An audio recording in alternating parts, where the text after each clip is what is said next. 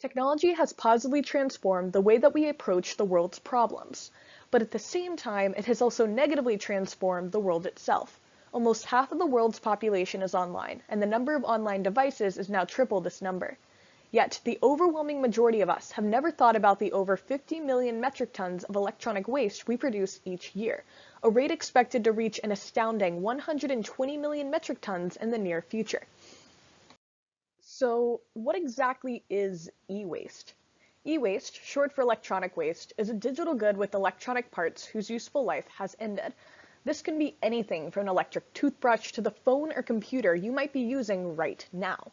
It is the world's fastest growing waste stream, as the worldwide average for e-waste production is around 6.6 kilograms per person per year. The production, however, isn't really the concern.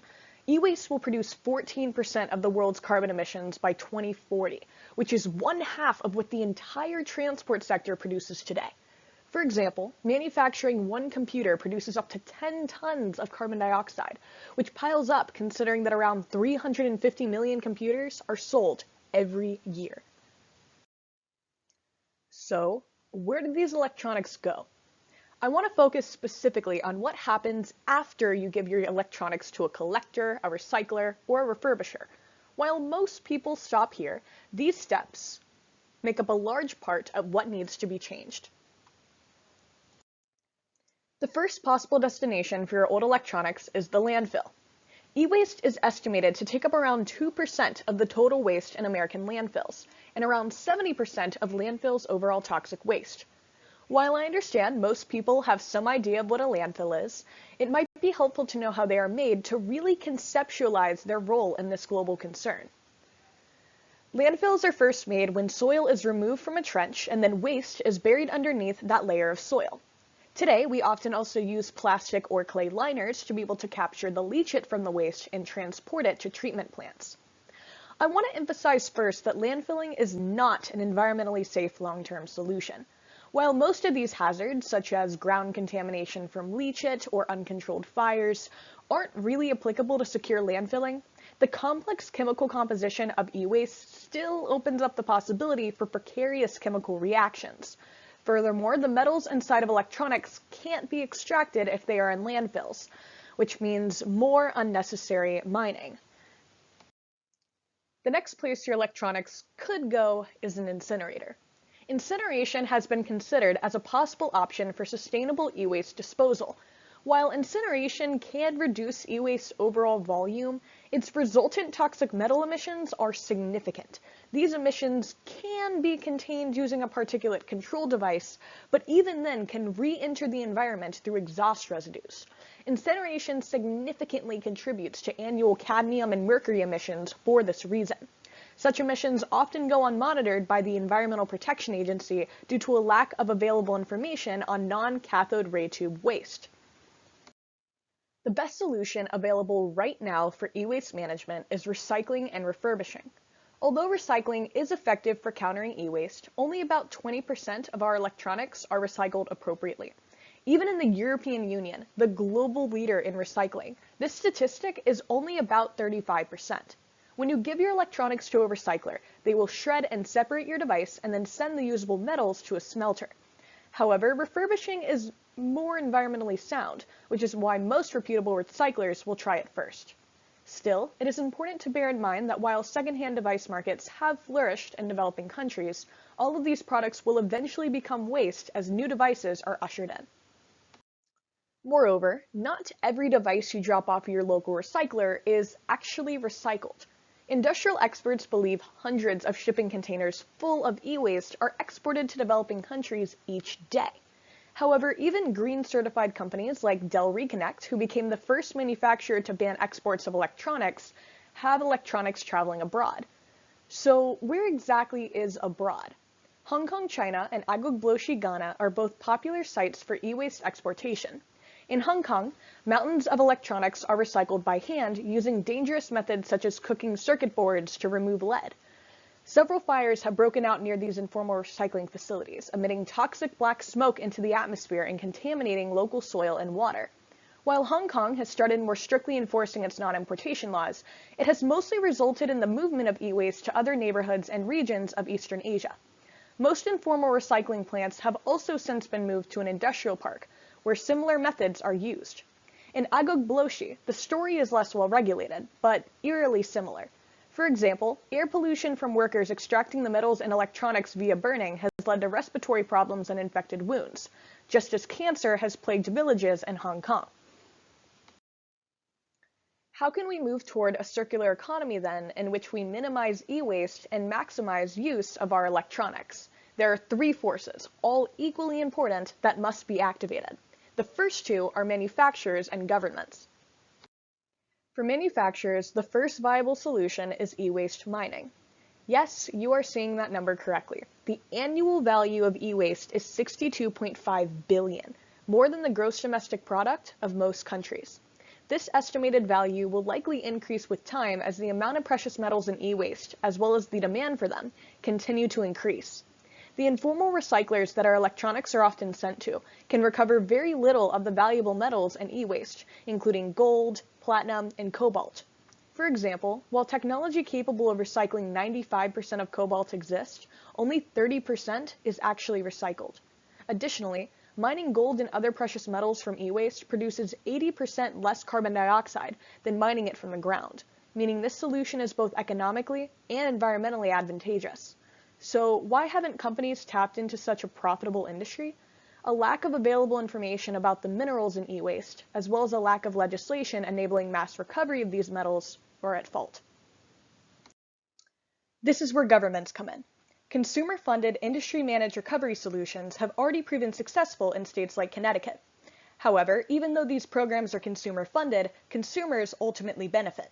The Connecticut Paint Program, for example, has saved municipalities and taxpayers millions per year and reduced municipal disposal costs by over $500,000, all while recovering over 50% of the paint the state generates. All Connecticut residents have a drop-off location within 15 minutes, making it convenient as well.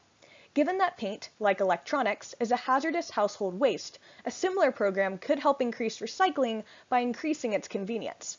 What I mean is, many people don't live near a recycling facility with an R2 or E-Steward certification, which are recommended by the Environmental Protection Agency to ensure responsible recycling. Extended producer responsibility laws for electronics, then, might help to increase the recovery rate of used electronics, and has the potential to deter exports as well.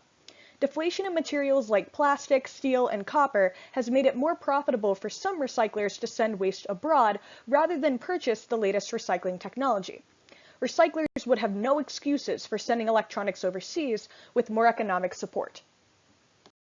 But collaboration is for more than just national governments and industries. Many emerging economies do not have the money for recycling technology. However, by connecting the human resources in these economies to global hazard processing facilities, we could have an economically and environmentally viable short-term solution to combat e-waste. Low labor and equipment costs for dismantling, as well as generation of pure recyclables than more widely used methods like shredding, have made this philosophy, known as the best of two worlds, particularly successful in China and India pilot projects. At the same time, we must understand that even if exporting were to cease completely, informal recyclers play a key economic role in these countries. For instance, around 690,000 people in China work in the informal recycling sector. These jobs are higher paying than local jobs, meaning they would have to be replaced to meet both the environment's and employees' needs. Such business models have already started being generated to counter e-waste while creating thousands of jobs. Further financial and political collaboration has the potential to make tens to hundreds of thousands more. While some will originally be low-paying, more higher-paying opportunities will emerge as the sector grows. Such philosophies, however, will require registration and tracking systems to guarantee safe movement of electronics between countries. Most of the waste in dumps like those in Hong Kong and Agog is domestic, meaning it will take far more than just curbing Western exports to clean it up. However, as long as the United States continues to allow exports into these nations, such waste will continue to plague new areas and grow in pre-existing ones. On the side of the United States, the Environmental Protection Agency lacks information about the extent to which certified recyclers are following federal guidelines. While they have agreed with the idea of overseeing audits of certified recyclers, developing a consistent definition for e-waste, and addressing e-waste hazards beyond cathode ray tubes, they have not yet taken corrective action. Our federal government must take these steps. In the meantime, the tech industry needs a serious upgrade. Extending the lifetimes of just a handful of our electronics would save 4 million tons of carbon emissions by 2030. Manufacturers such as Google have already released modular smartphones, which last longer by allowing users to swap out individual malfunctioning parts rather than replace their entire phone. Substituting hazardous materials must also be prioritized. Third parties such as the Substitution Support Portal are helping tech companies identify sustainable alternatives. For example, HP has recently taken on the challenge of getting PVC, a toxic plastic, out of their power cables through similar collaborations. Legislative pressures like governmental restrictions on hazardous materials, or social pressures spurred by consumer-informing intermediaries like the Electronic Environmental Assessment Tool could help spark more brands to do the same. Companies could also sell electronics as low-cost services, like Dell has done with PCs. Such models increase the likelihood of optimal use, and have already proven successful in other industries. For example, cars were once only physical products, but have recently become profitable services like Uber. The third force that must be activated is consumers. Now that you know the e-waste problem is amendable, what can you do to help? The answer is become an e-waste star. Anyone can help fight the battle against e-waste. You just have to put yourself in the ring. And you can do so by spreading awareness, taking responsibility for your electronics consumption, advocating for e-waste legislation, and finally, recycling at certified recyclers. Step 1. Spread awareness. Around every 2 in 3 internet users are also active on some social media platform. But even if you don't use social media, it's never too late to start using it to make productive environmental change. Much of why the e-waste problem has rapidly grown is a lack of consumer awareness.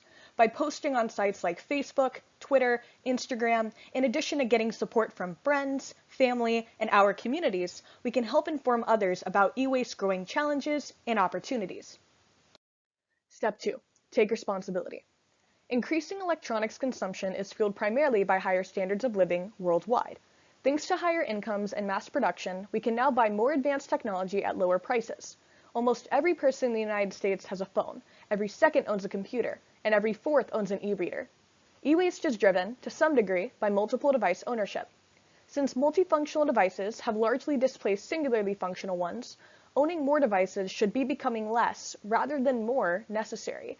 Thus, we should reevaluate our electronic spending habits, and avoid spending more simply because we have more.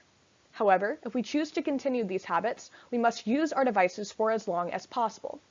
Many electronics users change devices beforehand, after labeling them as outdated. For example, even though our smartphone should be lasting us over 48 months, the average American uses their smartphone for around 18 to 24 months. We should also repair our electronics when we can. While repairing is sometimes more expensive than replacing, we should always compare costs first because it's sometimes cheaper, especially for large household appliances. Purchasing refurbished electronics can also save money while reducing your e-waste footprint. There are many credible vendors, such as Amazon, that offer warranties, returns, and restorations for high-quality used electronics. Step 3. Advocate for e-waste legislation. Many people think advocating is only for organizations and wealthy companies. While organizations such as Electronics Recyclers International have been immensely successful in their e-waste campaigning efforts, anyone can call upon their communities to make a difference. Studies show that a company's wealth is not a significant predictor of campaign success, meaning anyone can be a persuasive advocate, including high schoolers. E-waste legislation currently being considered include right to repair laws, which require companies to make parts and tools for repairing their electronics available to everyone. Such open access would allow for more affordable repairs to maximize our device lifetimes. Stricter laws on hazardous materials would also help to reduce the toxicity of our e-waste. In turn, companies would be motivated to engage in more sustainable manufacturing. You can advocate for these laws and others like them by contacting your representatives, and can even schedule meetings with them. Keep in mind, however, that you should spread awareness first to ensure your representatives know e-waste is a widespread concern in your community. And finally, recycle. Although recycling is certainly not the place to end, it's definitely a place to start. Firstly, Please do not throw away your used electronics, as they will likely end up in an incinerator or in a landfill.